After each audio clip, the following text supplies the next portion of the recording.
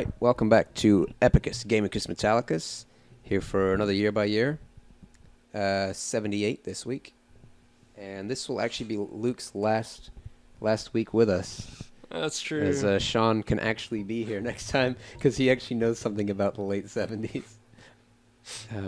So this show will probably change next week. It'll be a little less classic rock, a little more metal, but for now we'll just start with Luke's first album. All right. My first album is Rumors by Fleetwood Mac. Oh, that's a the- classic right there. It's the second album with Nix and Buckingham on it. It's got Go Your Own Way, The Chain, one of my favorites. Yeah, theme song to Formula One. Yeah. Well, at least the second half of it, anyway. Only thing. Gold Dust Woman, that's a great one. Yeah. When I saw Luke had this on his list, I was like, I'm saving that for a road trip. Yeah. I gotta drive up to Austin. I'm doing it. And another thing I remember I did with this album, in Austin, there's like boardwalks that run along the river, Uh-huh. and I went cycling one day. Bit of Rumors. I would think it was about 9 o'clock in the morning, nice and cool. Perfect day. Yeah. Best use of that album. But yeah, I mean, there's so many perfect songs on this, like The Chain, Songbird, Yeah. and it's also the story of them all hating each other. Yeah. So every it's song the, is about how much they hate somebody else. It's the classic breakup album. Yeah. Surprisingly went on for like three or four more studio albums after that. How did they ever get along with What each a other? long breakup. Yeah. Well, that's what happens when you have two couples in one band. Yeah. And both of them were breaking up at the same time. It's hard to imagine that working out well. Yeah, I can't imagine it ever would. But yeah, Rumors, great album. Okay. So my first album is Sin After Sin by Judas Priest. Got to start putting in more Priest. So got me that one. I think that's probably one of their first albums where they kind of found themselves. Because, like, the first two were kind of weak. Not sure which. This is the third or the... Yeah, this is the third, so... This is the first proper Priest album, I think. With lots of good songs on it. And you got the Diamonds and Rust cover. Yeah. Joanne yeah. Baez cover. Which is... I'm not really sure which one's better, but... It's definitely a classic Judas Priest song, so... It's not like some random cover they did. You got Starbreaker, probably one of the heaviest songs of the 70s. That was good, yeah. It's just lots of crunchy dual guitar. And then Dissident Aggressor, which is, I think Slayer once covered it, so that shows you how heavy that is. Yeah. Gotta love that. But it's also got like sort of ballady songs, like Last Rose of Summer and stuff. Yeah. It's kind of before It's metal. really just an all-around album. Yeah, before metal was like, ballads are evil. There must be no ballads. Right. Yeah. Anyway, great album. So, your number two? My number two is Foreigner by Foreigner, another debut album. Just the sheer number of hits on that album. Yeah. I kind of get into Foreigner a little later, so I hadn't actually listened to this album before, I don't think. Oh, yeah. You got Cold as Ice, feels like the first time. Yeah, I knew But Feels Like the it's first time. Classic rock staples, I'd say. Yeah, but I'm really more a fan of the next album, Double Vision. Yeah. Hot Blooded and all that. I mean, yeah, Foreigner were kind of like a classic rock band that kind of were able to stay classic rock in the 80s and still fit into the 80s. Yeah. It's kind of a unique place for them to be in. Because, like, you listen to Rio Speedwagon and they don't really sound like a 70s rock band anymore. Right. They've kind yeah. of morphed into a more 80s pop machine.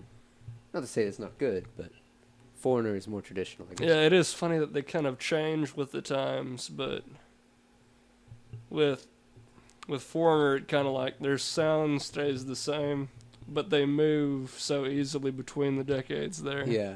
It's almost like they were already halfway an 80s band in the 70s, so they Yeah. didn't have to change. They just Yeah. stayed the same, and they were able to keep making hits and build up to their, 4 album? Yeah, Which yeah. had, what's their big hit? I would Can't say, Fight This Feeling?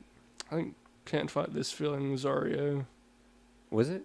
Pretty sure. Oh. Yeah. I see. I get the two confused.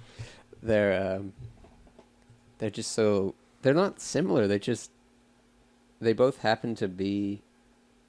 It's that close. Yeah. Oh, it's Waiting for a Girl Like You, Yeah, yeah. which is they kind of have the same meaning, so it's kind of Yeah, makes sense it that you is easy to confuse them. confuse those songs, yeah. I love 80s romanticism. Yeah, there really is.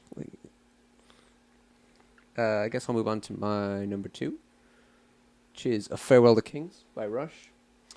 Another great Rush album. Yeah, next album after 2112. And the first album that has the first half of Cygnus X1 on it. Yeah, that's kind of...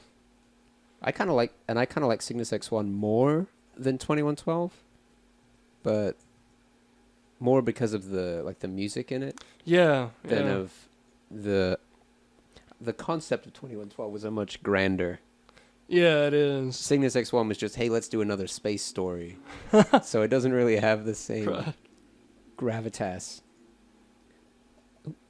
But the cool thing about Cygnus is that it starts on one album, and you have to wait till the next year for the next album to come out. And you can listen to the rest of it. Yeah, yeah.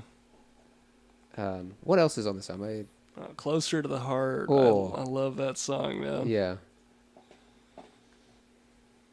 It's definitely one of Rush's masterpieces, that one. Oh, and Yeah, Cinderella definitely. Man. Yeah, yeah. And, of course, Xanadu.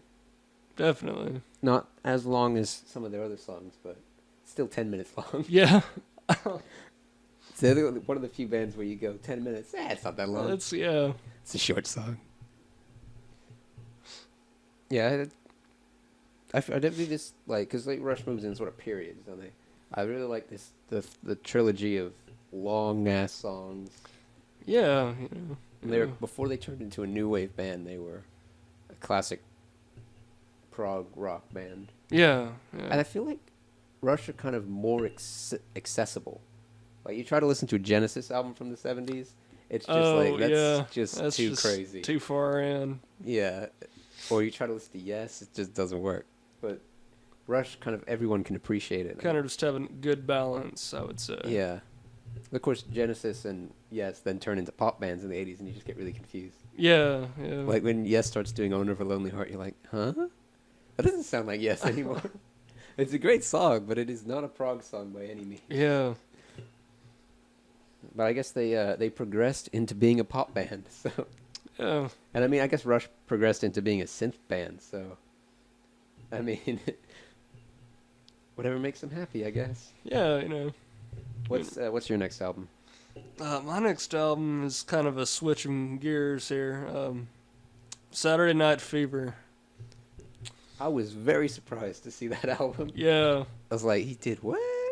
I couldn't think of how to do 77 without that album. Yeah, but It's just... I guess it kind of gets us. We've done a disco album, so we can move on now.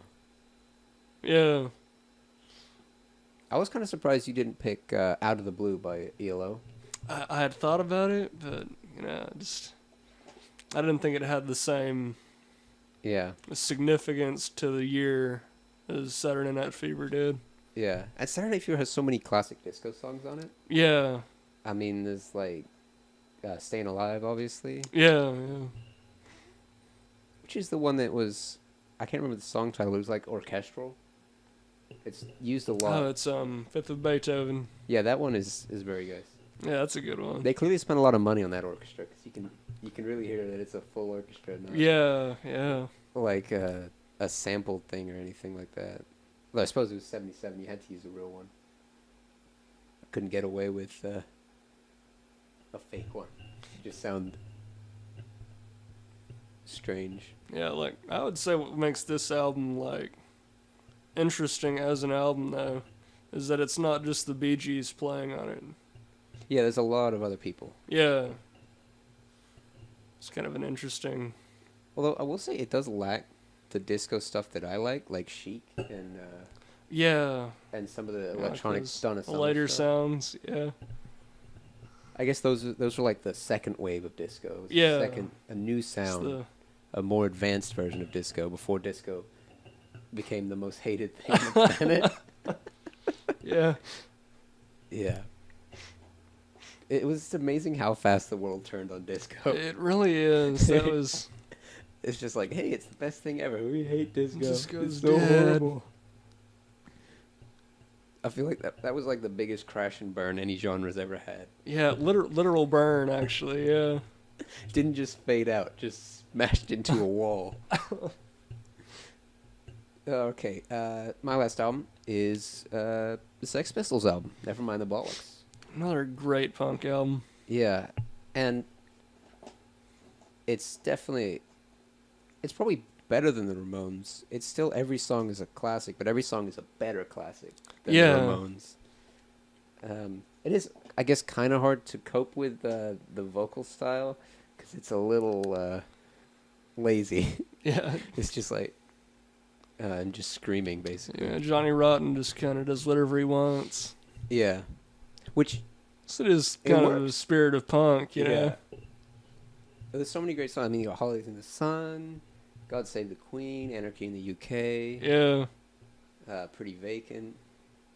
And it just seems like them shouting at everything. Yeah. It's also, it still is kind of the punk, just the whole idea of it. Yeah. I mean, they got banned just for using the word bollocks. So Yeah, in the that's UK, gotta. they couldn't advertise. Of course, it didn't really offend anybody in the U.S., which I think they kind of missed a trick on. They should have picked something which would have offended people on both sides of the Yeah, that Atlantic, would have. but no. We just stick with pissing off the British instead. Yeah, yeah. Yeah, that's definitely the difference between the American and the British scene. The British scene was way more political than Yeah, the American definitely. political stuff didn't really start till hardcore later on. Like the Ramones, they don't have any political aspirations at all. They just want to make nice music. Yeah, yeah.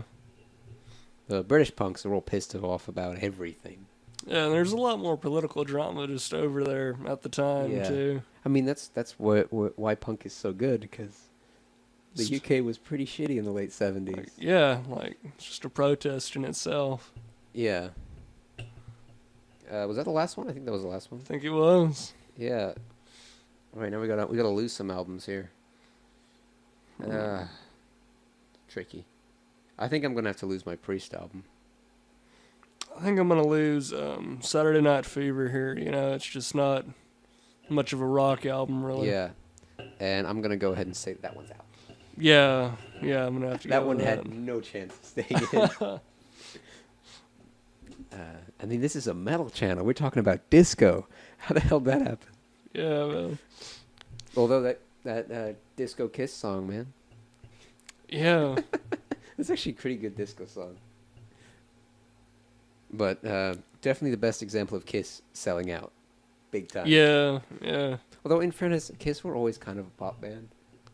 They look all aggressive and everything, but their songs are just standard pop rock, really. Yeah. That's kind of my problem with Kiss. But yeah, that's been 77. We'll join you in a few weeks. Sean will be here to do 78 with me. So things are going to get heavier. We'll see you then.